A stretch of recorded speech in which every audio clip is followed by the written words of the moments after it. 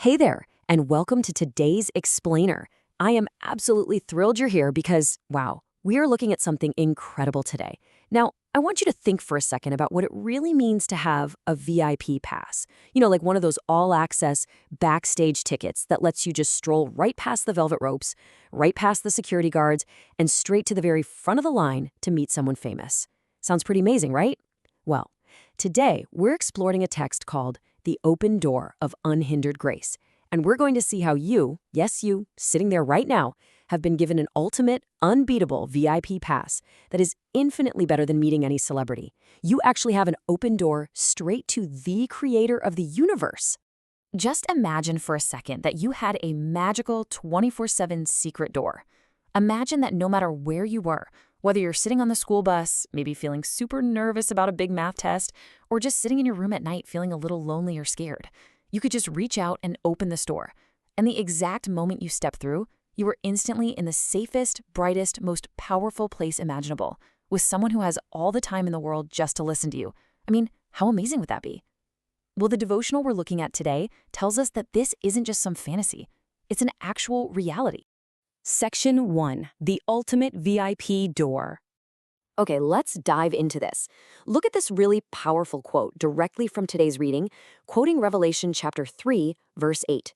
It says, "Behold, I have set before thee an open door, and no man can shut it." Just listen to the energy in those words. That secret door we just talked about, it's actually the door right into God's throne room, and it is completely accessible to you. The text shows us this so we can thank God with our whole heart, because you see, God isn't hiding behind some locked gate. He hasn't built a giant wall with a massive "keep out" sign on it. Instead, He has given you a wide open door so that you can come freely with all your questions, all your worries, and your hopes, believing for sure that He will absolutely hear and answer you. Section 2. Who tries to close it? Now, as amazing as that open door is, we do have to acknowledge something pretty important. Sometimes life is just really tough. It feels like people or situations are actively trying to block our way. But here is the incredible truth the writer points out. There is no external power in the entire universe that can close this door of communication between you and God. Nothing. Bullies at school, the devotional calls them enemies of truth, who might make you work hard, but guess what? They can't shut the door. Tough days, confusing times, or super hard tests, they can't shut it either. Even Satan himself cannot close it. And remember, Satan isn't some unbeatable monster with scary beast claws and glowing eyes. He is simply a fallen angel. He might try to trick you, but he has absolutely zero power to reach out and slam the door that Christ has opened for you. And this brilliantly illustrates the massive difference between what our fears tell us and what the reading actually promises. When things go wrong, we might feel completely blocked, discouraged, and totally helpless. We might feel like our privileges are denied and our way is hedged up, kind of like we're trapped in a maze. But God's promise is completely different. It says that if we are obedient children, all heaven is at our command. Seriously, think about that for a second.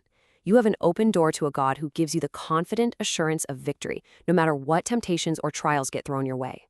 Section 3. You hold the only key. We do need to shift gears for a quick moment and talk about something very important. While it is incredibly empowering to know that no bully, no bad day, and not even a fallen angel can close your door, there is exactly one person who actually does have the power to shut it. And you might be surprised to learn who that is.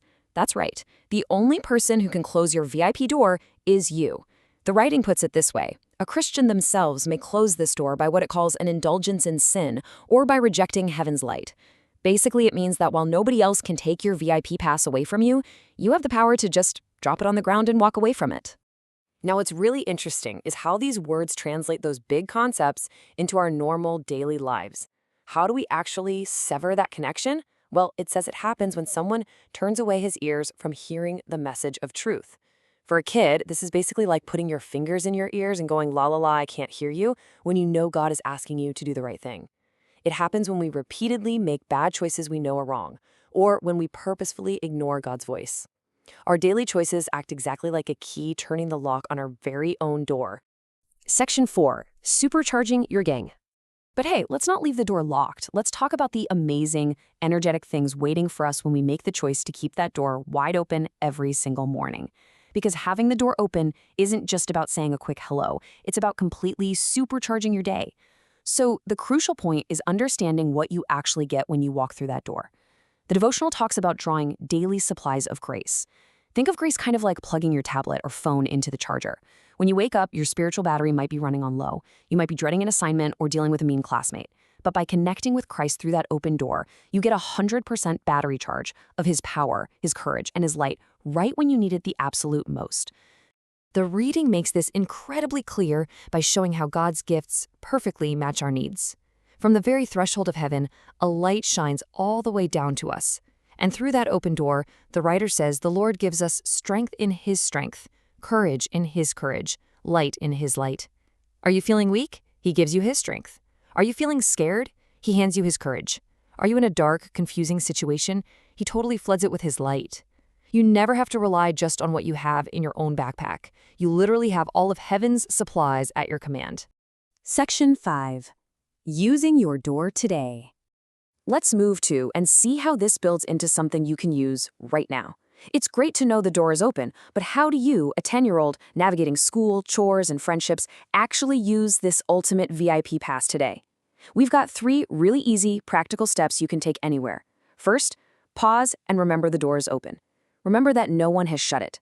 Second, pray and talk to God freely. The devotional says we can approach him confidently with our petitions, which is just a fancy word for our asks and our worries. You don't need fancy words, just talk to him like a friend. And third, receive his courage for the day. Take a deep breath and trust that he has just handed you exactly what you need to fight your battles with the absolute assurance of victory. Because when you do that, something truly beautiful happens. The reading ends with this brilliant thought. If we only realize that the glory of God is round about us, that heaven is nearer earth than we suppose, we should have a heaven in our homes. Think about that. You don't have to wait until you're old or wait until you get to heaven to experience God's peace. By using your open door, you bring a little piece of heaven right down into your living room, your bedroom, and your classroom today. So I want to leave you with this one simple question. You have the ultimate VIP pass. The door is wide open. God is standing right there, holding all the strength, courage, and light you could ever possibly need, and absolutely no one can block your way except you. The very moment this explainer is over, will you take just a few seconds to walk through your open door and talk to him? The choice is entirely yours. Thanks so much for joining me on this explainer today, and I'll see you next time.